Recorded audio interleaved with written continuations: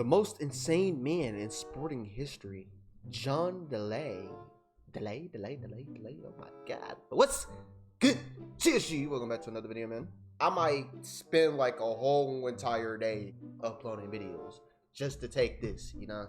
See, I just want to see like improvement for the channel because, you know, I'm still at 1.2K. It doesn't really matter, but we got to get them up. You feel me? We got to get the 10K by the end of the year.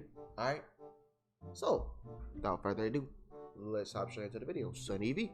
And threw $55,000 into the river during a fight with his fourth wife. John Daly is a name you'll never forget from this video onwards. You're completely different from most athletes. You hate exercise, you despise health food, you smoke, you drink. His insane lifestyle began after starting a golf scholarship, where at the age of 18, his coach would put him on a very unique diet. He used to smoke Marlboro Lights, and he said, just start smoking. Here, have a cigarette. Whatever you gotta do to keep the weight off. On top of smoking, yo kids, if y'all watching this, bro, stay away from cigarettes. We do not claim that, all right?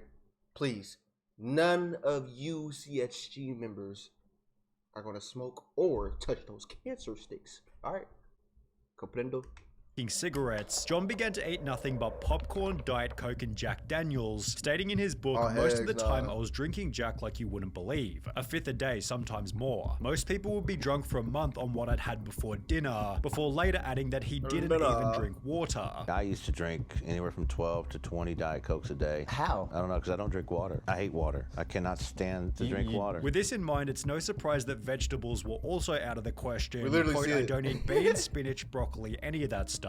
When I was young, my dad would force it down me and I would throw it up. However, unbelievably, this diet worked, given Daly lost the needed weight, albeit while failing almost every class as a result of the drinking. I just sit in my room and drink straight out of a Jack Daniels bottle, then go practice for 3 or 4 hours, yet this would only help him to become a better golfer. When I had a good buzz going, I could play really good golf, and I think it's just because the body's so loose and like free. Not to mention he was also, quote, one of the hardest working guys on the team. This in combination with over... Of course, sir, he was drunk. He was drunk. He was drinking Jack Daniels every day. 16 years of practice led Daly to win his first ever professional tournament at the age of 21, writing, "My winner's check was for $6,700. The next 2 months I made about $28,000 in 4 events. Yet this wasn't the only way that John Daly began to make money." On the Full Send podcast, John explained that he'd bet $100 per hole against unsuspecting players. $100 a hole, paid for my hotel room, paid for my drinks, paid for everything. Described in his book as playing other guys for money, usually men at the local golf clubs who thought they were better than they were, who figured they could kick this fat kid's ass. That's the way I spent my summers. Think of it as my permanent part-time job. Yet this would also introduce him to the toxic world of gambling. About 3 years after turning pro, John won $16,000 in a South African tournament before losing the entire amount at a casino less than 24 hours later. In a fit of rage, Daly completely trashed his hotel room, also introducing the early stages of his potentially volatile nature. Sometimes I'd beat my bus up, sometimes I'd beat my car up, sometimes I'd beat a hotel room up. Despite this, John would go on to win his 3rd significant event, which just so happened to have been the PGA Championship, turning John Daly into an overnight superstar. It was crazy. There was 4,000 people sitting in front of the clubhouse and on the driving range. For you? Just waiting for me to get in, and trust me, I was not used to. All of a sudden, I was being offered tons of money to show up for Monday and Tuesday corporate outings and fundraisers. I was getting paid $25,000, $50,000, $75,000 a pop to hang with golf lovers for half a day. John was...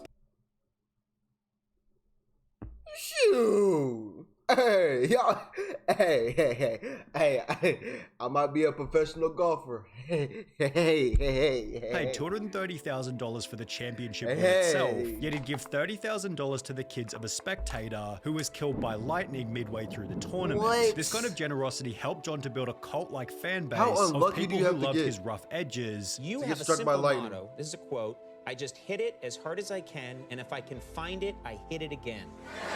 Which he was then able to monetize through some very funny sponsorships. Daly received endorsements from Dunkin' Donuts, Hooters, and a diet pill called Trim Spa, yet it was the golf-specific sponsorships that began to make him millions. I made another $236,000 in 1991 just for playing with ping clubs and wearing a ping shirt and a ping hat, and that was only the beginning. Early in 1992, I signed my first really big sponsorship contract, a 10-year deal with Wilson that paid me millions of dollars a year. However, at the same time, Daly's performance performance began to go downhill rapidly. Okay. After placing first at the PGA Championship, I just knew it was Daly gonna be returned the bad. following year to achieve 82nd place, explaining on the Full Send podcast that he'd spent all night drinking, arriving at 7:30 for a 7:32 tee-off. There was some times on tour that I didn't sober up till about the 13th hole. Yeah, you get in at 7:30 in the morning. I got a tee time at 8:05 or 9 o'clock. You'd be out till Sometimes, 7 or yeah. 7:30 Yeah. in the morning when you had an 8 a.m. tee time? Yeah. He'd stated in his book, basically my golf game in 1992 played second fiddle to making money and partying. Instead of partying, I guess I ought to just say drinking, which is what it was. For the first time in my life, I let my golf game slide. That whole year, I don't think I practiced more than 2 days in a row, and it showed. Daly's poor performance brought about fits of anger, where he'd fight his opponents, break clubs, or throw them into the water, leading to a suspension from the PGA Tour on account of bad behavior. Are you gonna get that, On top sir? of this, Daly was suffering from clear midday alcohol withdrawal, made worse by antidepressants which gave him the shakes and the sweats and diarrhea. For this reason, Daly made the choice to quit drinking. However, he'd explained that his sobriety made Yo, guys, how you think he smells? Like, does he smell like? Ugh. Never mind. no difference, as he'd simply swap You see one yourself. addiction for another. He'd write in his book, at rehab they call it cross addiction. They warn you that when you give up one thing, like whiskey, you're gonna be looking to replace it with something else. For me, when I stopped drinking, I started eating more chocolate. Sometimes I'd eat 15, 20 packs of M&Ms around with peanuts. I ate chocolate chip muffins and chocolate croissants all day long every day of the tournament, which for whatever reason seemed to work, as John Daly was about to make a comeback. After 3 years of very average golfing, Daly came out of nowhere to win the incredibly prestigious 1995 British Open, doing so on a daily diet of 9 chocolate chip muffins. In true John Daly fashion, he ignored a phone call from the US president just so he could eat, stating, "But I still haven't found my dinner yet and I'm starving. Besides, I didn't even vote for the guy," showing that Daly had the whole world in his hands until he started drinking again. On the brink of divorce with his second wife, Daly gave in and headed out for a big night at the bar before landing himself in hospital after falling through a hotel door. He'd check himself back into rehab around 2 days later, although the media had Boy, ain't no way. already gotten hold of the story, and his endorsements Boy, weren't happy. ain't no My way. two main sponsors, Wilson and Reebok, had dropped me while I was in rehab. The Wilson deal paid me several million a year plus bonuses, and I'd just done another 5-year deal with Reebok. As an alternative, Daly accepted a 1.2 million per year sponsorship from Callaway on the one condition that he stay sober. However, he eventually concluded that the deal wasn't worth it. A sponsor came to him and said, $3 million, we want to send you to rehab, though. And he looked at him and said, I'm good.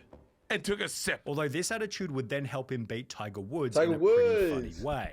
Daly had that qualified boy for a doing? small 16-person tournament, and on the night before had drunk 3 bottles of Crown whiskey, leading Tiger to make some cocky remarks about how Daly had no chance of winning. And he says, I'm probably going to kick his ass because JD's drunk right now. I said, okay. When the tournament started the following day, Daly decided to troll Tiger by acting as though he was still drunk. And he is looking at me the whole day. I've got drinks coming down, people bringing me drinks on the golf course. He goes, what are you drinking? I said, I got my Crown in here, man. I'm fine. Not 1 ounce alcohol, because if you do that, you're in trouble on the tour. But I got him thinking that I was really still drinking. Helping John to completely demolish the tournament. I shoot 65 and beat him by like 6 shots. Yo, imagine being beat by alcoholic, bro. I cannot just believe that, bro. I can't believe it, bro. I'll be so salty. I ain't gonna lie, bro.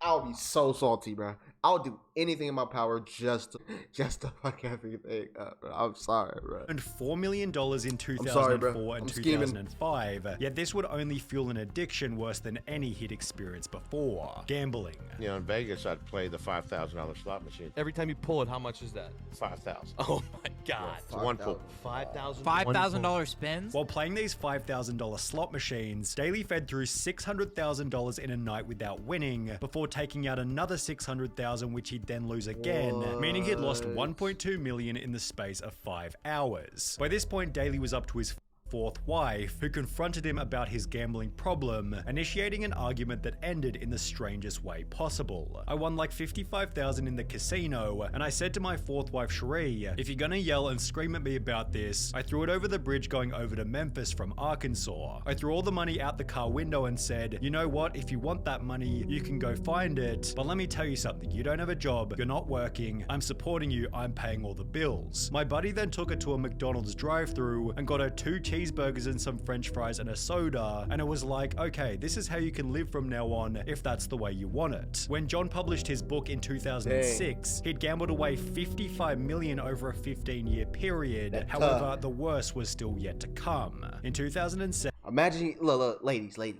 imagine your sugar daddy say that, and then he throw all his money away, spend it all on a private jet, private hotel. You know, he goes to Trump Hotel. Imagine he do that and then say, hey, money all gone. You can't get none of this no more. What you doing? An article was written on Daly's golf performance stating, John Daly withdrew from 5 tournaments and missed the cut on 8 others on the PGA Tour. His best finish was 3rd place at the Skins game, which only had 4 players. As a result, Daly lost his card, and it might have had something to do with his ever-declining diet. In 2008, CBS reporter Will Brinson was given the job to watch Daly during a professional game, noting that he consumed 21 cigs, 12 Diet Cokes, 6 packs of peanut M&Ms, 0.0 ounces of water, and the alcohol consumption hadn't stopped either. Only 4 months after writing about his diet, Daly was arrested for passing out in front of Hooters, with the negative press resulting in another 6-month ban from all professional golf. As a consolation, Daly's mugshot was placed proudly inside the restaurant. However, he'd end the year with earnings of only $56,000, forcing yet another change in John Daly's life. Having grown tired of golf club dress codes, Daly decided to purchase his local course. You don't like a dress code in golf? That you find that offensive? No. You have your own golf course that you bought. Is there a dress code there? Well, basically, all you got to do is cover your private parts and you can play my golf course. Initially running the club at a loss, just so the town had somewhere to play. I'm losing probably $250,000 to $350,000 a year, somewhere in there. Anybody, kids or teams that want to come here and play, I think everybody should have a chance to play golf. But if you're on a team, you're more than welcome to come here and play free and, you know, have fun. Here, Daly was able to practice and make a super successful comeback in 2016, yet more recently his life has taken a turn as a result of bladder cancer. Despite this, Daly has since achieved his best score in professional golf ever, has found massive success with clothing collaborations. Yeah. Who's paying $300 for clothes? I can't do it. Like, let the rich just stay richer, bro. I'm sorry. Through a company called Loudmouth, and has done so all while establishing one of the greatest legacies in professional sporting history. Insane, bro. Who's paying that, bro?